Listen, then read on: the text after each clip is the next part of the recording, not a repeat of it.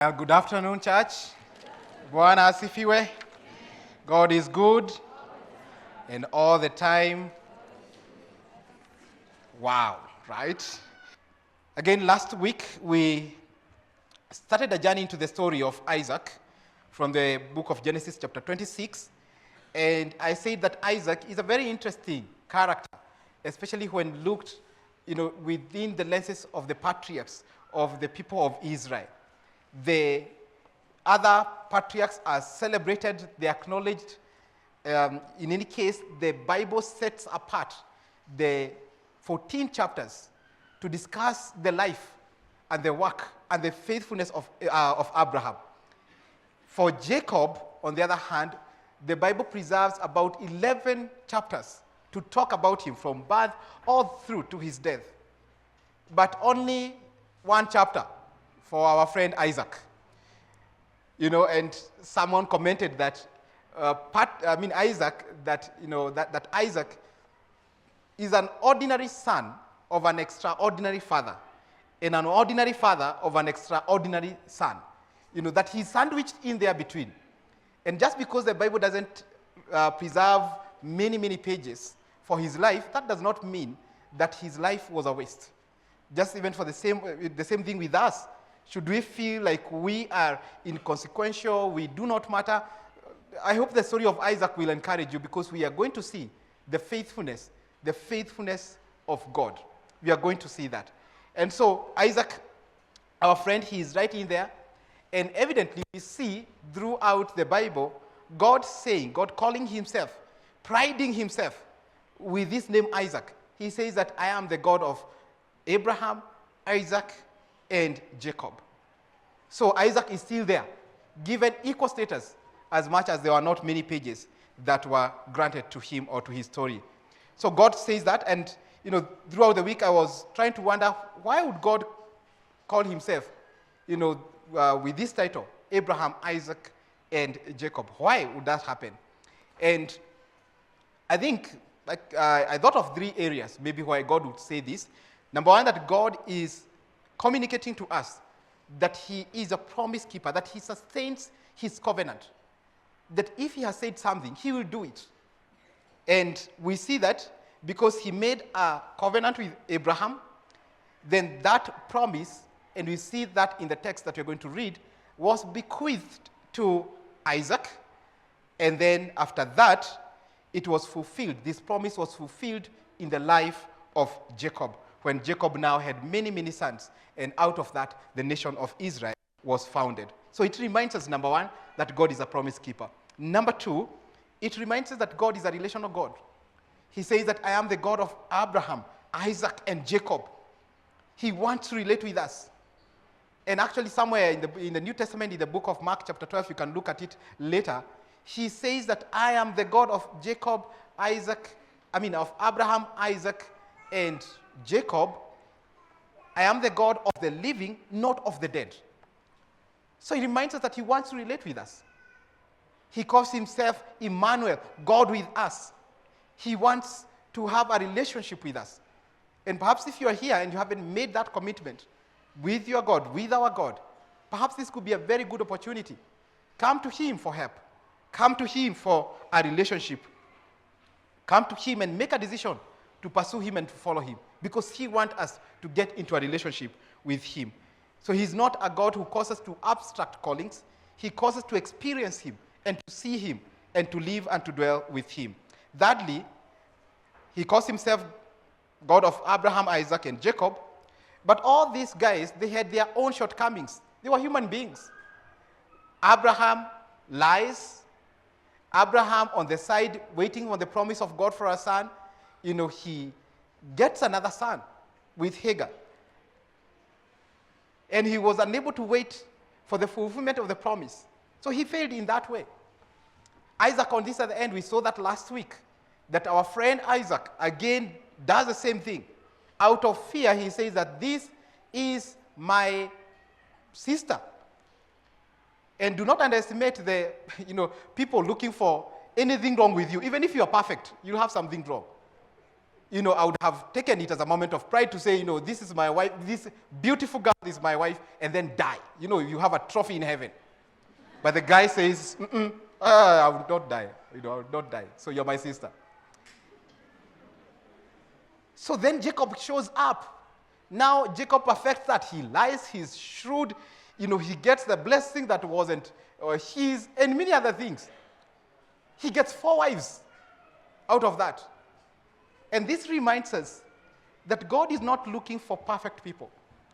God is looking for those who acknowledge him, and those who pursue him, and those who live in obedience. The 3 guys that God will take pride in being called the God of Abraham, Isaac, and Jacob, they all failed in one way or another. They were not perfect people. So we see there that this is a title that reminds us of the grace of God.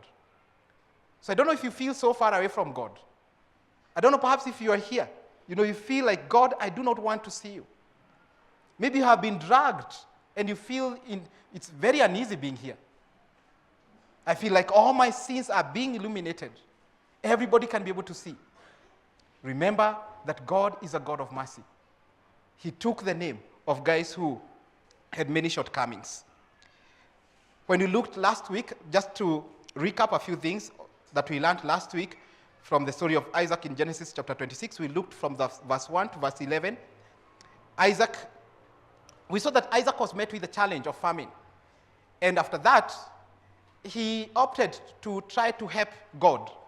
So he went to the place that God had not called him. And there he met a guy, the king of that region, a place called Gerar. He met the king there, King Abimelech. And we say that Abimelech means my father is king. So he went there and submitted to this king because there was famine. And we encouraged ourselves that during tough moments of life, let us be careful not to turn our faces to the earthly kings, to the people, to the mere mortals, that we need to turn our face to God even in those moments of famine or moments of great need. We also saw that when God came to Isaac, God didn't pay him a courtesy call. God revealed his comprehensive plan that he had for this guy. So even for us, that during those moments when we turn to God, we are going to see the plan that God has for us, the grand plan that God has for you and for me. So during moments of famine, when we feel like we are losing it, it's also the best time to really hear God. It's the best time to turn to God. Thirdly, we say that we need to be cautious, because when fear kicks in, we can forget about the promises of God. And we saw that when Isaac said that this is my sister, he was afraid of dying, that he had to lie about the status of the relationship. And we challenged ourselves. Are there areas that God is exposing us? Are there areas that we have exposed our spouses? That Isaac, to preserve his life, exposes his wife to danger. And he said that, we need, especially for couples, have a moment, have a coffee date, and just discuss if you feel like as a husband or a wife that you have let your husband down, you have exposed him or her, that you spend time together. Pray for forgiveness, ask for forgiveness, because it is not right. Otherwise, we saw that God was able to expose Isaac through the pagan king called Abimelech. That's what we read last week, among many other things. So today we picked up from verse 12. So that's why we are going to, Genesis chapter 26, from verse 12.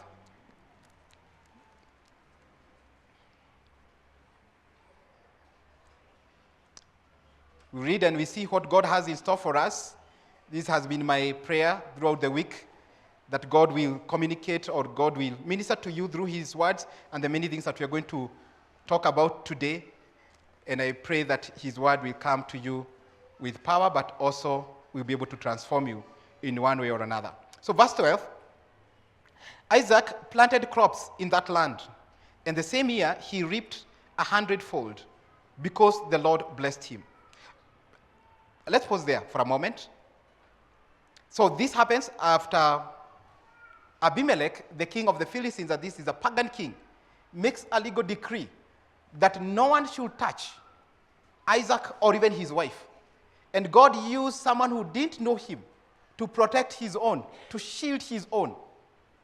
And so after that, when the king made this decree, God settled Isaac in that place. And Isaac, after that, took a step of faith and planted. Remember that we are still in the season of famine. So we are still in that season. Because the Bible says Isaac planted crops in that land. And the same year, he was able to get 100-fold. So the land is dry and desolate at that moment. And every succeeding day is worse than the last. Every day becomes worse. And that's why we are saying that there is a difference between a famine and a drought. So this is famine. Every day is worse and worse. Resources are getting fewer and fewer. The sun could be hot. But at that moment, Isaac takes a step of faith and plants seed. And I was wondering, why would Isaac, do this? It's quite illogical. Why would he plant seeds with all this natural calamity around him? Then I remembered verse 2 up there that we read last week, where God say, stay in this land for a while, and I will be with you, and I will bless you in this land. With that assurance, friends, Isaac plants and he gets a harvest. In verse 1, when we are introduced to the landscape that there is famine around, Isaac lost faith in this land and he saw all the risks. There is the risks of famine, so they might die, but also, there is, he would have died, that's what he says, on account of his wife's beauty. But then God comes and ministers to him. God appeared to him. We were saying last week that he had a rare moment, a moment of interaction with God. And from there, we see his faith growing in God. And it's from there that when he had seen, he looked at this land and it was dry, there was nothing good with it, it was a hopeless case. But with the intervention of God, God sort of changes his perspective. He sees the opportunities that could be there in the land of famine, but because he was assured by God. God planted in him absolute faith. I will be with you and I will bless you.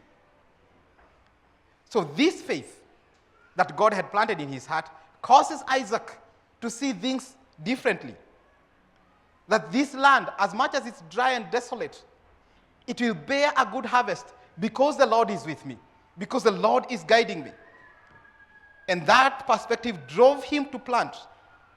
And God caused a great harvest. Because he's the Lord, he's the God of harvest. The thing is this, that faith should change. Our faith in God should always change how we see situations and circumstances. We are called men and women of faith. And I pray that we be seeing this differently, not as the world sees them. The guy, first, he must have had a lot of wealth as part of his inheritance from his father. But that didn't stop him from working. The Bible says there, Isaac planted crops. That he did the dirty work. So work is good, brothers and sisters. And as if to show his approval, God blessed Isaac with 100-fold harvest. The thing is this, faith doesn't mean that we shouldn't work hard. No. And working hard doesn't mean that we become faithless. That's what happens many times. People would spend a lot of time growing up their faith, strengthening their faith in the Lord, but not working. That's why some of you, when they ask us about lunch hour, we don't have, go and work. We meet on Thursdays and over the weekend. We have many other opportunities. But working hard doesn't mean that we need to be faithless. We work hard knowing that he is the God of the harvest. He's the one who sustains us. When the Bible says there that he got 100-fold, that means that every seed that he planted gave the greatest possible yield that it could. So no seed got lost. Every seed germinated. Every seed grew. It was not eaten by moths. It wasn't eaten by anything. But it matured, it germinated and matured and was harvested perfectly.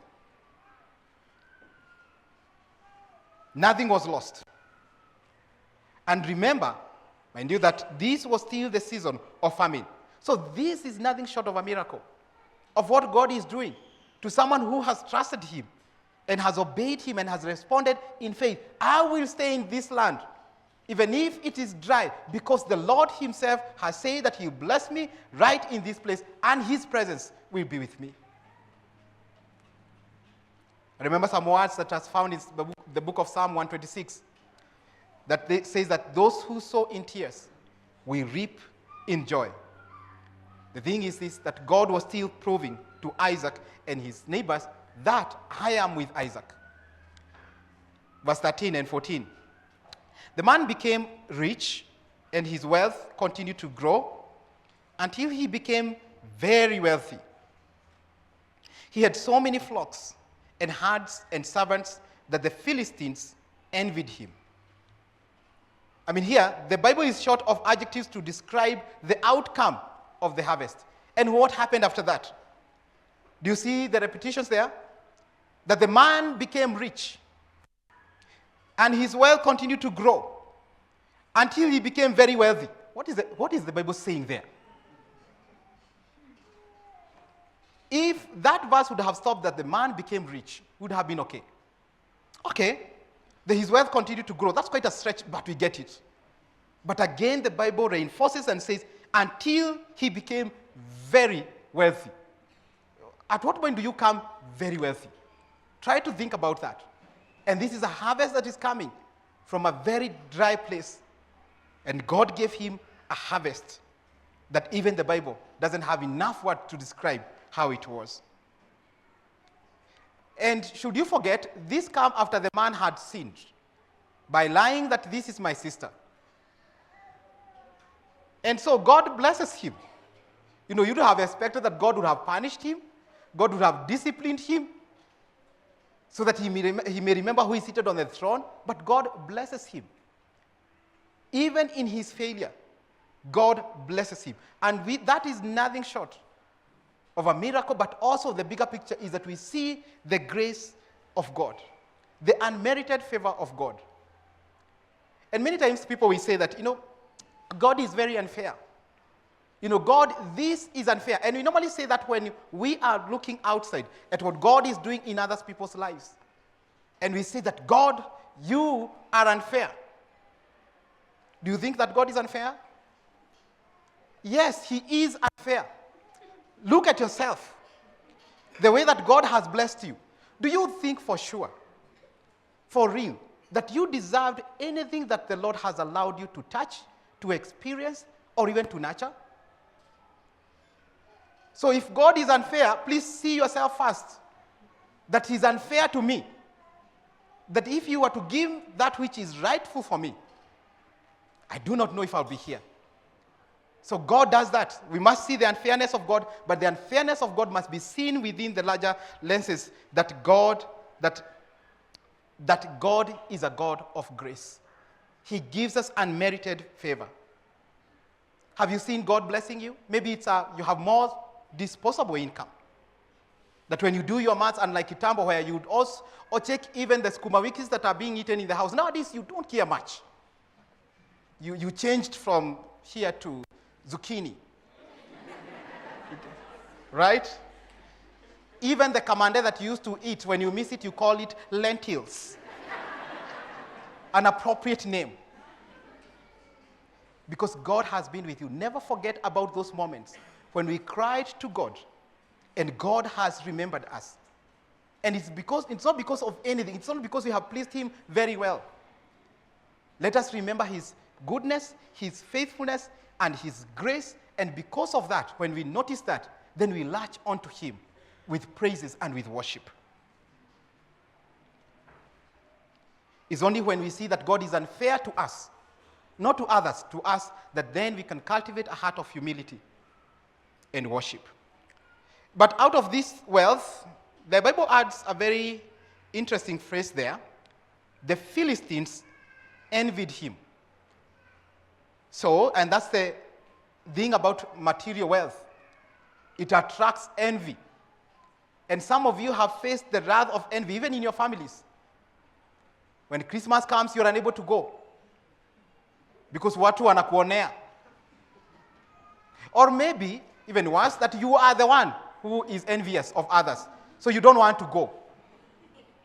Because it's true, God will present before you how he has blessed your siblings or even your extended members of the family. And so out of that, you say, I don't want to go. When we say that sometimes our family is toxic, it's because some of us are envious. So we need to check that. Envy is when you see what God is doing in others, and you say in your heart that they do not deserve it. You do not deserve what you have. That is envy. It is a little bit different from greed. Greed is what you have, I want that for me.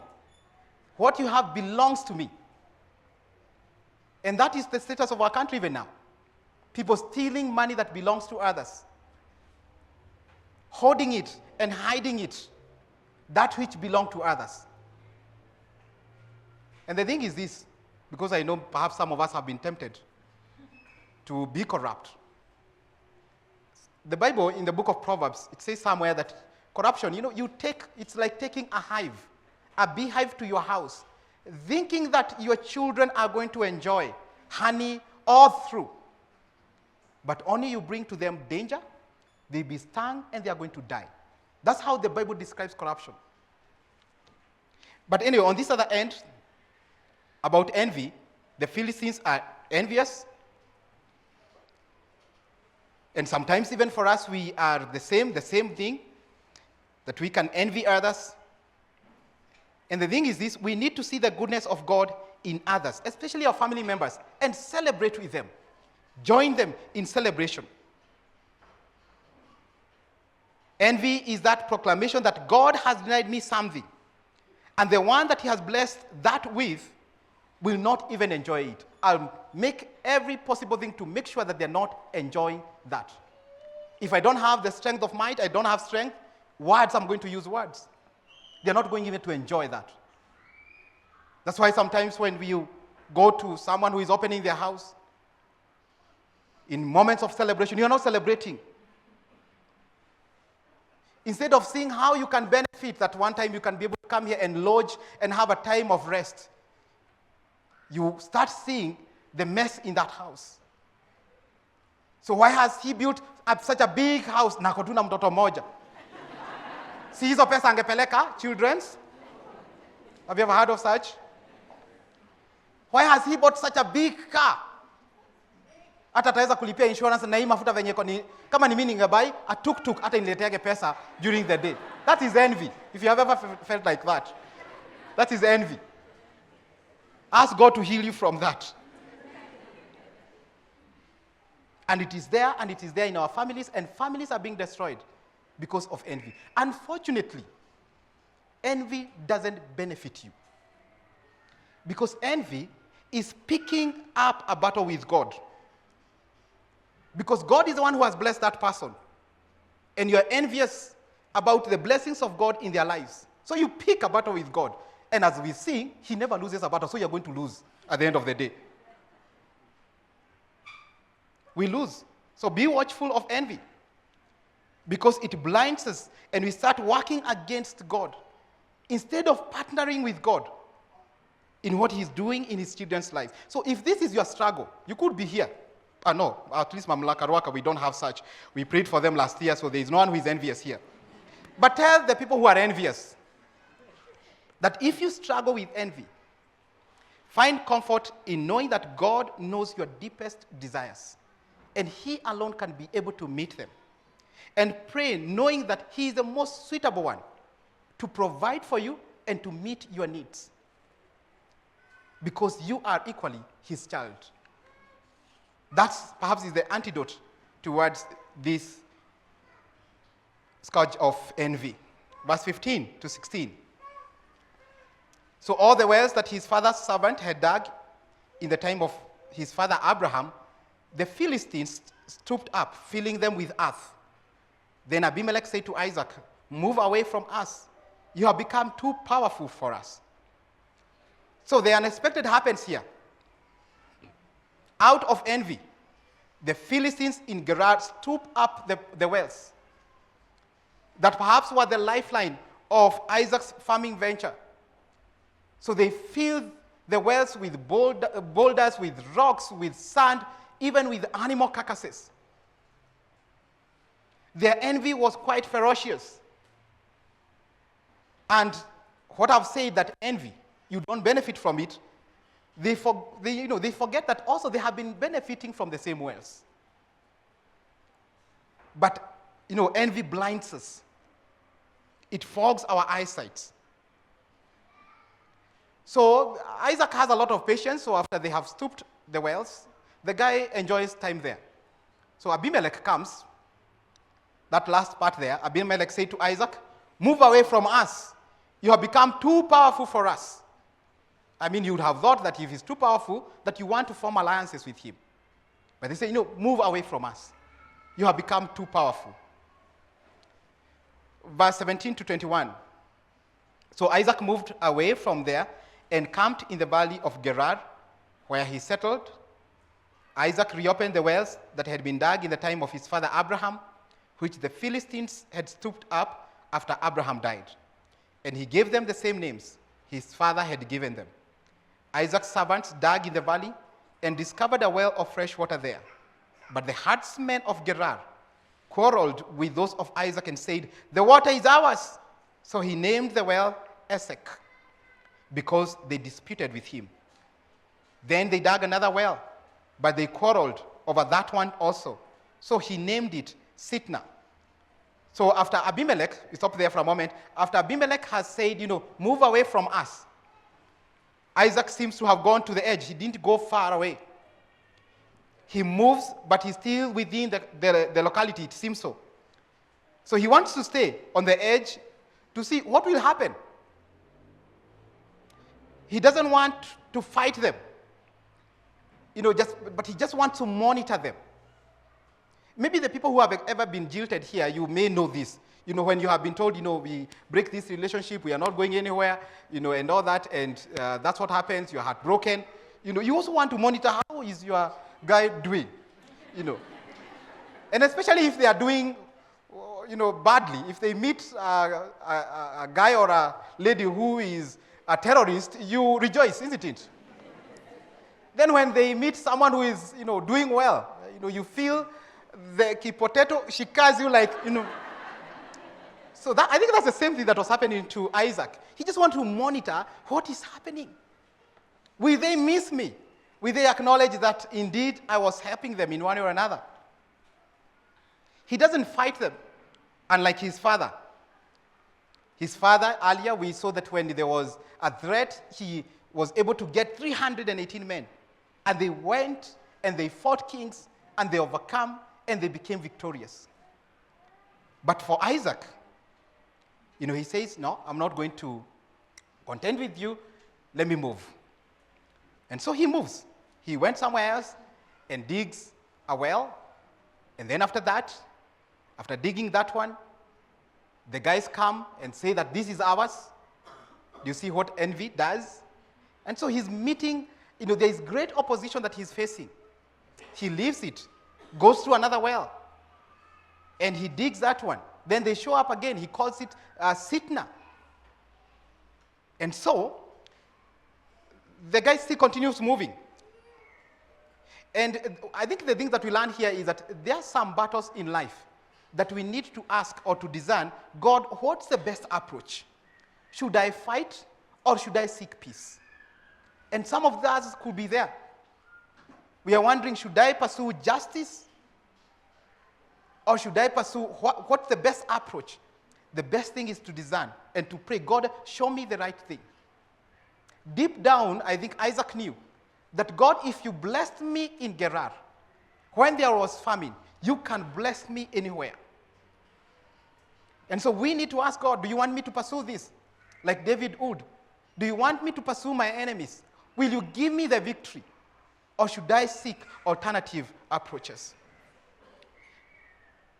So verse 22, he moved on from there and dug another well. And no one quarreled over it. He named it Rehoboth, saying, now the Lord has given us room, and we will flourish in the land. And I think we underestimate the work that Isaac was doing. I don't think we celebrate Isaac enough, especially his work ethics, his character of hard work. In this culture, digging, Bible commentators would agree that digging a well will take you between 2 to 3 months.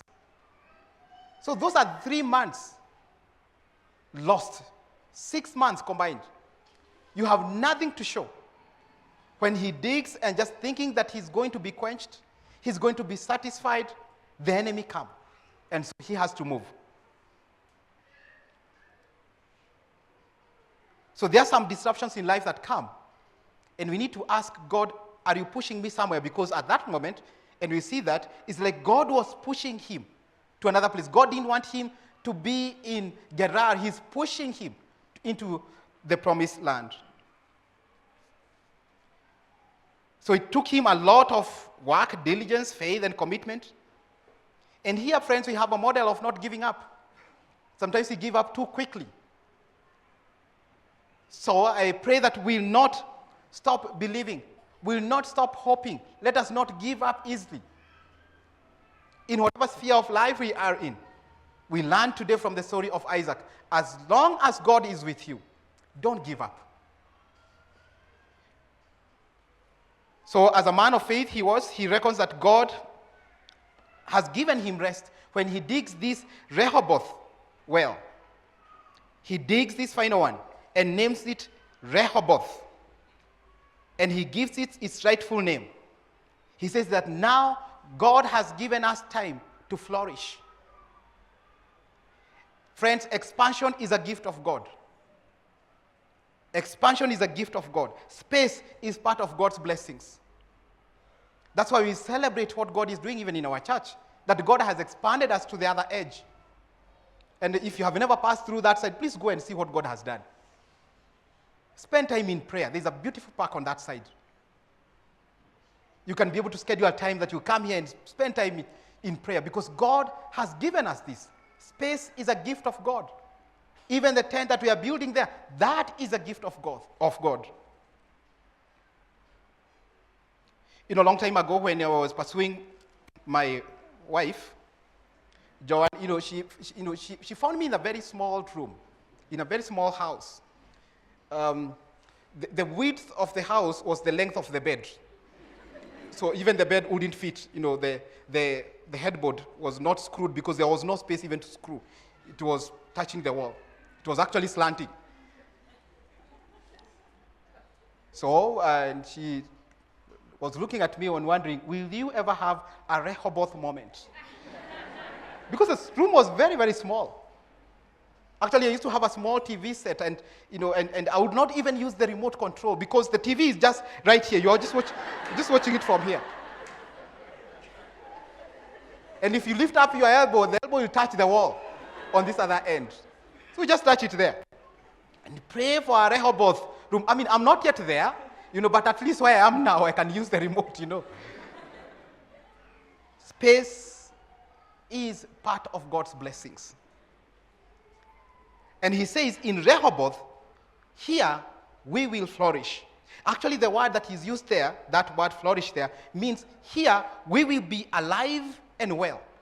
We will be active and successful. You can be alive and not well. You can be active and not successful. Do you know that? You're just busy. The guys of Mawantu. What do you do? Mawantu. What's the name of your company? Enterprises. What do you do? Wewe sema kenye unataka, Nitakuletea. Rehoboth, that word there, that we will be alive and we will be well. That we will be active and successful. God has given us rest. And in the life of a believer, there are these opportunities. God grants you rest. Rehoboth is a place that Isaac acknowledges, even if men are unkind to me, even if men are full of hatred, even if men hate me, I know for sure God isn't. God is with me. He's faithful and gracious, and God himself will make me fruitful, as he has done in the past. That's the place of Rehoboth. So Isaac acknowledges that God is a God of all seasons, seasons of strife, seasons of rest. And today maybe my question is, in which situations do you need rest? Trust in God. He can make you fruitful after moments or seasons of strife.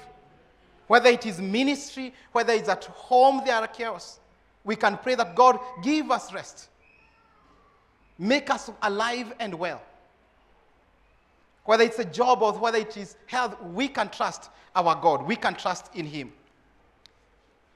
Verse 23, 25. From there he went up to Beersheba. That night the Lord appeared to him and said, I am the God of your father Abraham. Do not be afraid, for I am with you.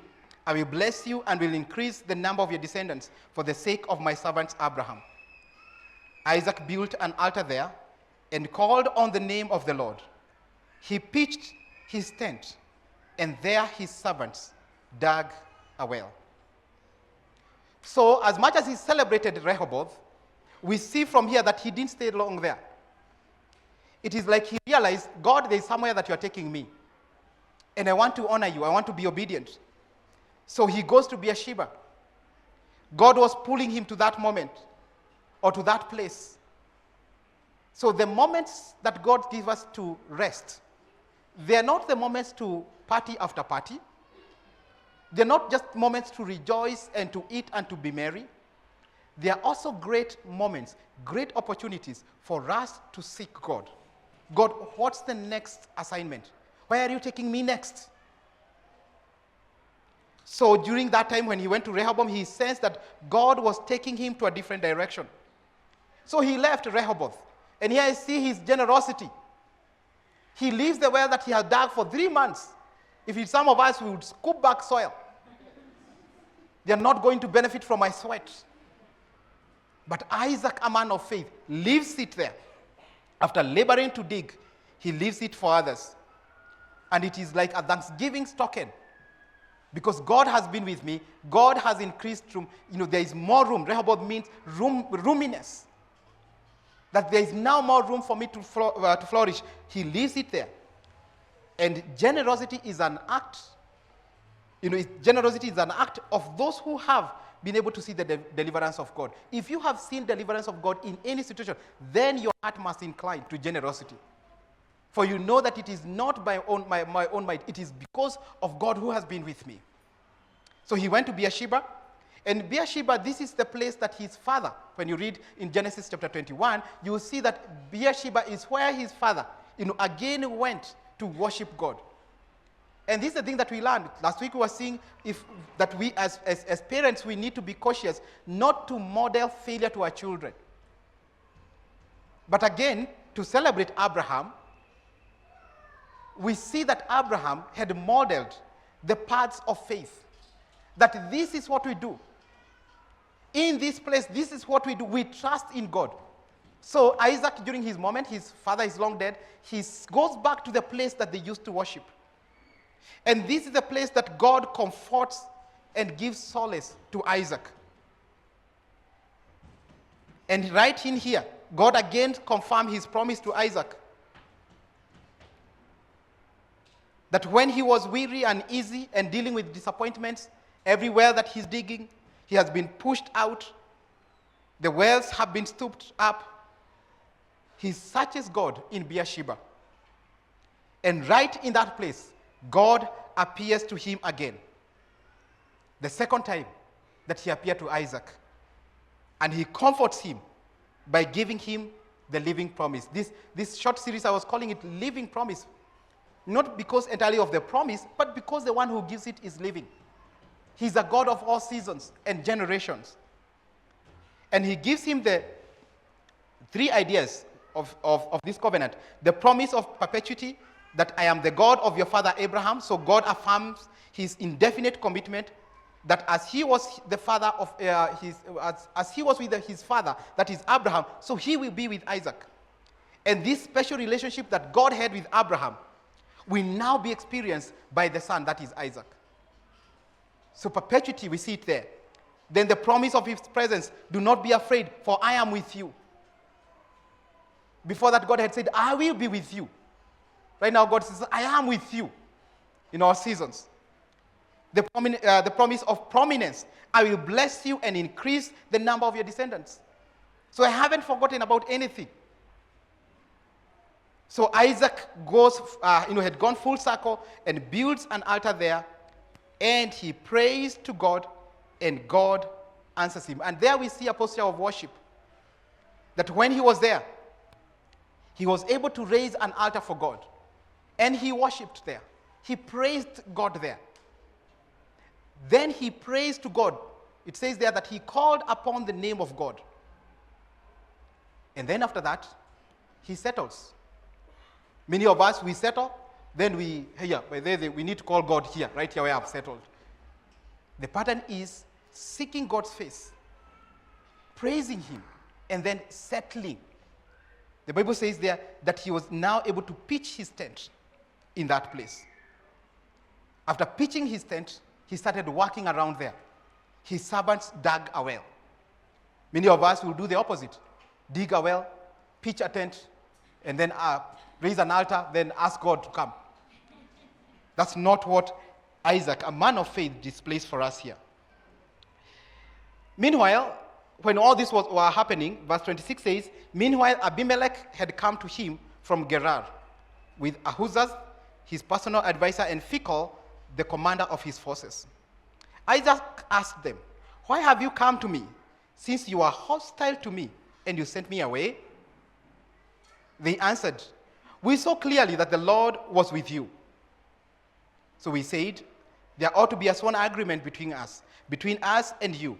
Let us make a treaty with you, that you will do us no harm, just as we did not molest you, but always treated you well. You doubt that, right? And sent you away in peace. And now you are blessed by the Lord. Whatever the case, we see here, God had already told Isaac, I will be with you, and I will bless you. But the enemies are the ones who are seeing the testimony. Abimelech comes and says that we saw clearly the Lord was with you. So clearly. The enemies of God don't see things clearly, as we should as believers. But here Abimelech says, I saw it clearly that the Lord was with you. And in verse 29, part B, and now you are blessed by the Lord. The testimony that is coming from the enemies of God's people. That's what we see there. So they come to him, and this was God's original idea, that the enemies or other nations will come to the promised kingdom, to the promise to the people of the covenant. But Isaac, during the time of famine, had gone. So he had done things the other way around. So Abimelech initiates this peace pact, and he comes with the testimony, as we have seen, and he testifies that God is with Isaac. And this is the same Abimelech who God used to expose Isaac. So after Isaac has lived right, again Abimelech comes to testify that there is something special about you, Isaac. He affirms the blessings of God, and he no longer castigates him. So they come, these guys. And the question for us is, how do we treat our enemies? Those people who come with conviction and they seek to reconcile with us. How do we go about it, even at the family level? This is what Isaac did. Isaac then made a feast for them, and they ate and they drank. So they celebrated, and this was his enemies. I know if it was some of us here would, that Giuliani song, Walini the Rao. Who is doing what? Who is laughing now? No, he celebrated because he realized God was doing something great. God was doing something grand. As Paul would say in the book of Romans 8:28, and we know that in all things, God works for the good of those who love him. If you love God, no matter the season that you are in, God is proving that he is good. God will work it out for your good. So they celebrate the peace pact with fasting and drinking, and after that, the next day, the guys left. During that time, verse 32 to 33, that day, when again Isaac had reconciled with his enemies, that day Isaac's servants came and told him about the well they had dug. They said, "We have found water." He called it Sheba, and to this day, the name of the town has been Beersheba. He realized God was doing something grand, something great, and now God is going to keep him alive. God is going to flourish him. He thought that he'd be able to flourish in Rehoboth, but actually God was aiming and targeting Beersheba. And even when you look at the map of Israel, Beersheba is almost at the center. The altar of God, Isaac placed or built the altar of God at the central location of this country. God wanted to show himself that I am at the center of all that is happening. Brothers and sisters, I don't know what this word means to you today. I don't know what you can be able to pick. But one of the things that I targeted to do today is to encourage you and to remind you that God is faithful in all seasons. Don't forget him in moments of joy. Neither should you forget him in moments that are not so joyous. Remember that he is God who is able to provide rest, who is able to provide resources, who is able to bless his people. And we remind ourselves that God is good. God is the one who keeps his promises, and he can sustain you. May the Lord encourage you in whatever field that you are. May you experience the blessings of God, and may you be comforted should you be seeking to be comforted. May you be encouraged. May you be convicted that God is still active, even in your lives today. May the Lord bless you and keep you.